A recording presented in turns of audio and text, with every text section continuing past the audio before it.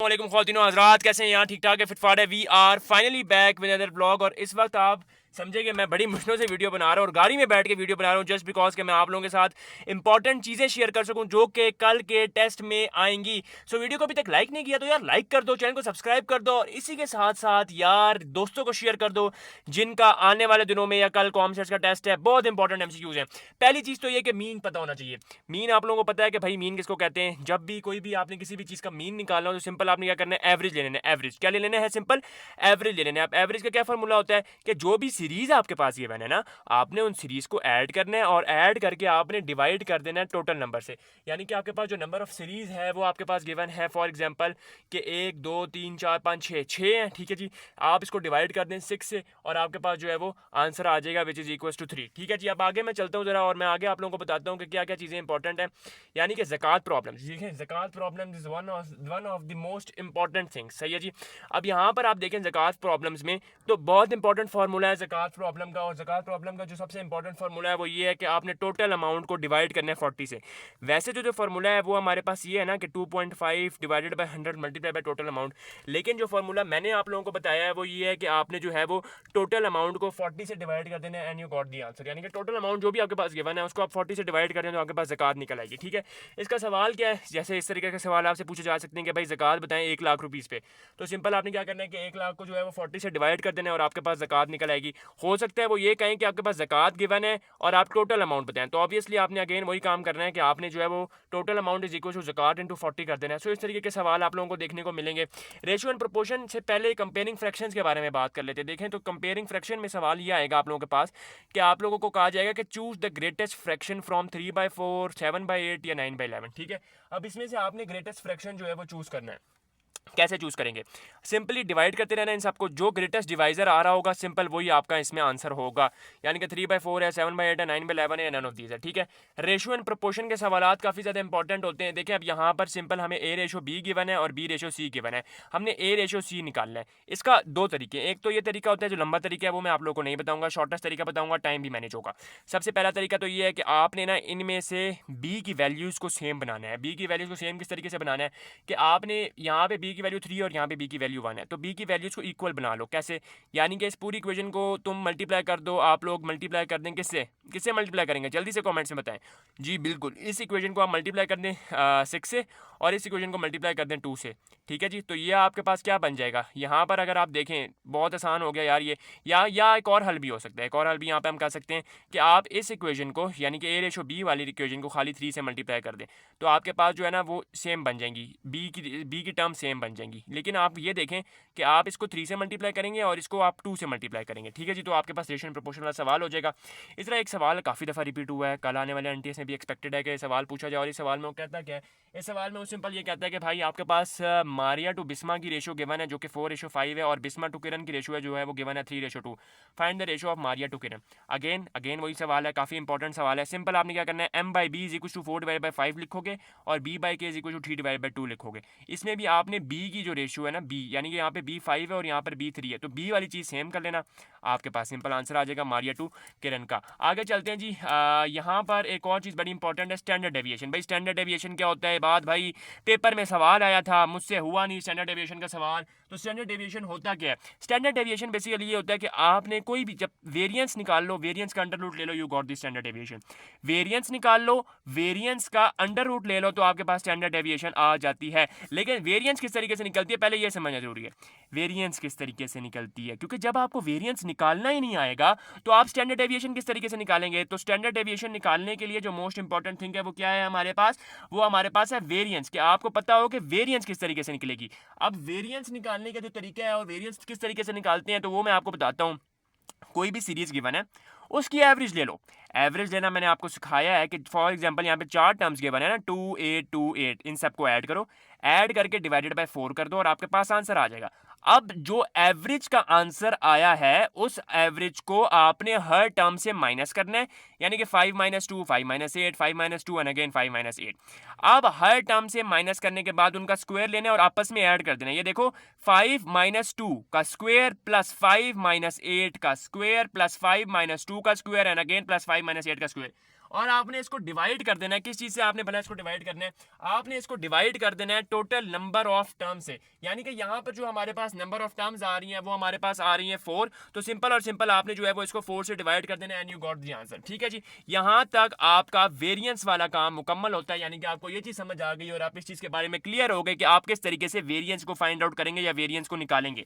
अब आपने वेरिएंस का अंडर रूट ले लेना है। जैसा कि मैंने आप लोगों को पहले बताया कि वेरिएंस का अंडर रूट ले लो तो आपके पास स्टैंडर्ड डेविएशन आ जाएगी। ये वेरिएंस है। अब ये देखो, ये आपके पास 2828 है ना, इसका एवरेज लो, एवरेज लेके हर टर्म से माइनस करो, स्क्वायर करो, ऐड करो और डिवाइड कर दो टोटल नंबर ऑफ टर्म से, वेरिएंस आ गई 9। अब चुप करके इस वेरिएंस का अंडर रूट ले लेना है। कोई छेड़ाछाड़ी नहीं करनी, कोई दूसरा फार्मूला नहीं लगाना, सिंपल और सिंपल ये फार्मूला लगाना है कि वेरिएंस का अंडर रूट ले लो and you got the answer which is equal to the standard deviation. और स्टैंडर्ड डेविएशन आपके पास क्या आ जाएगी यहाँ पे 3, क्योंकि वेरिएंस आपके पास 9 निकली है। क्रॉस चेक भी कर सकते हो, वेरिएंस निकालो, खुद निकाल के देखो और फिर देखो स्टैंडर्ड डेविएशन का आंसर ये आता है या नहीं आता है। रेंज का सवाल भाई बड़ा इंपॉर्टेंट सवाल है, काफ़ी दफ़ा देखने को मिला भी है रेंज का सवाल। रेंज के सवाल में क्या होता है, ये सीरीज़ आपको गिवन होगी, आपको कहा जाएगा रेंज निकालो। इस सीरीज़ में रेंज निकालने का फॉर्मूला ये लिखा हुआ है, हाईएस्ट माइनस लोएस्ट। सही है। अब हाईएस्ट क्या है भाई, इसमें हमें क्या पता। इस रेंज में, इस सीरीज़ में जो भी सबसे बड़ी टर्म है, बड़ी टर्म वो हाईएस्ट है, यानी कि 82 हाईएस्ट है। सबसे छोटी टर्म कौन सी है जनाब? छोटी टर्म इसमें देखो 1 सबसे लोएस्ट है।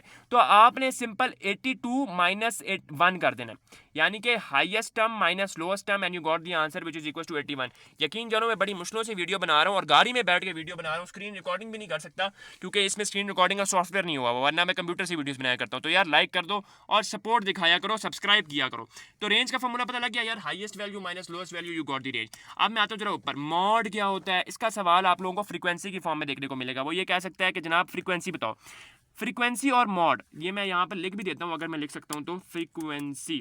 ठीक है, फ्रीक्वेंसी और मॉड दोनों सेम चीज़ें हैं, कोई फर्क नहीं है फ्रीक्वेंसी में और मॉड में।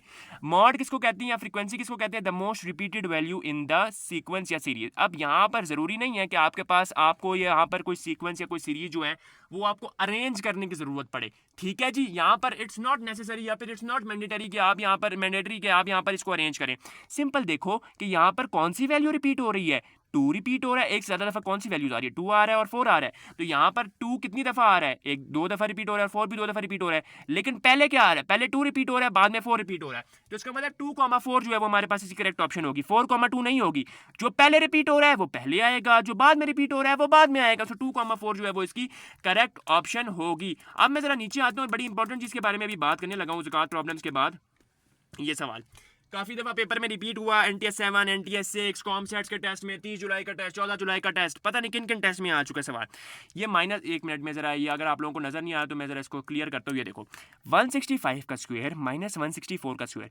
जब भी दो टर्म्स के स्क्वायर्स आपस में माइनस हो रहे हैं, चाहे वो दो टर्म्स कंसेक्यूटिव हो, अब ये देखो कंसेक्यूटिव है 165 माइनस 164, या फिर चाहे वो दो टर्म्स कंसेक्यूटिव ना हो लेकिन उनके स्क्वायर्स आपस में माइनस हो रहे हो, तो आपने सिंपल क्या करना है कि आपने सिंपल ये करना है कि a plus B into A minus B, यानी कि 165 प्लस 164 इंटू 165 माइनस 164। तो जो भी आपके पास आंसर आएगा वो आपके पास क्या होगा? वो आपके पास सिंपल और सिंपल जो है वो इसका, इस क्वेश्चन का आंसर बन जाएगा। तो आपने इस क्वेश्चन में करना क्या है? सिंपल ये करना है कि जब दो टर्म्स हैं उनके स्क्वायर्स आपस में माइनस हो रहे हैं, तो ये आपके पास आंसर क्या आएगा कि 165 plus 164 into 165 minus 164 and you got the answer. सही है जी। अब यहाँ पर देखो तो 98 का स्क्वायर माइनस 96 का स्क्वायर, तो सिंपल आपने क्या करना है कि a plus B into A minus B, simple आपने क्या करना है कि आपस में इन दोनों को ऐड कर a plus B into A minus B करना है, यू गॉट दी आंसर। अब मैं ज़रा आप लोगों को कुछ मीन के बारे में बता देता हूँ। मीन किस तरीके से निकालते हैं, अगेन मैंने बताया एवरेज निकालते हैं, मीडियन। अच्छा ये देखें, ये सवाल काफ़ी ज़्यादा देखा गया है कि find the mean of first 10 odd integers. तो यार सिंपल ऑड इंटीजर्स का पता होना जरूरी है कि ऑड इंटीजर्स हमारे पास होते क्या हैं। तो ऑड इंटीजर्स हमारे पास ये होते हैं कि भाई 1 3 5 7 9 और ये सब अप टू 100 डिवाइड बाई 10। ठीक है जी, ये हमारे पास आ गया। तो ये इनको आप डिवाइड कर दो, जितने भी नंबर ऑफ ऑड इंटीजर्स कितने हैं 10 है ना, तो नंबर पे डिवाइड कर दो। यानी कि इसका फॉर्मूला ये होता है कि मीन या m is equal to s by m। s क्या है? सम, n क्या है? Number of integers. ठीक है जी, तो ये आप इस तरीके से करेंगे तो आंसर निकल आएगा। अब मीडियन पे बता दो, मीडियन किसको कहते हैं? मीडियन कहते हैं द मिडल नंबर। अभी देखो मिडल नंबर क्या है, पहले नंबर को कैंसिल करो, लास्ट को कैंसिल करो, सेकंड नंबर को कैंसिल करो, सेकंड लास्ट को कैंसिल करो, थर्ड नंबर को करो, थर्ड लास्ट को। मिड में क्या वैल्यू बच रही है? 4।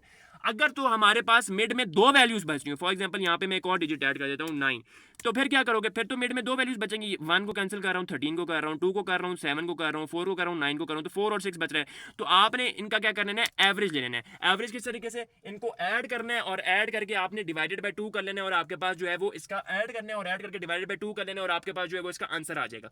तो सिंपल और सिंपल आपने क्या करना है कि आपने इनको ऐड करना है और ऐड करके डिवाइड कर देना है 2 से, तो आपके पास जो है वो इसका आंसर आ जाएगा। अब मैं जरा आगे चलता हूँ और आगे आप लोगों के साथ शेयर करता हूँ चीज़ें कि क्या क्या चीज़ें आप लोगों ने करनी है। मॉड हो गया, रेंज हो गया, वेरिएंस हो गया, या रेशो और प्रोपोर्शन के सवालात में गलती नहीं करना, बहुत इंपॉर्टेंट सवाल है और बहुत आसान सवाल भी है एट द सेम टाइम। तो इन सवालात में आप लोगों ने गलती कभी भी नहीं करनी, क्योंकि इन सवालात में अगर आप लोग गलती कर दोगे तो ये सवाल आप लोगों के ज़ाया जाएंगे, मुफ्त मतलब फ्री में आपके नंबर आपको मिल रहे हैं तो आप उनको ज़ाया करोगे। अच्छा जी, ये सवाल काफ़ी दफ़ा आया है कि वो ये पूछ रहा है कि आपके पास जो मंथली इनकम है वो अली की जो है वो 4000 है, ठीक है। अब आपने बताना है अमाउंट ऑफ ज़कात आफ्टर 8 मंथ्स, यानी कि 8 महीने गुजर चुके हैं and you have to find the amount of ज़कात आफ्टर 8 मंथ्स।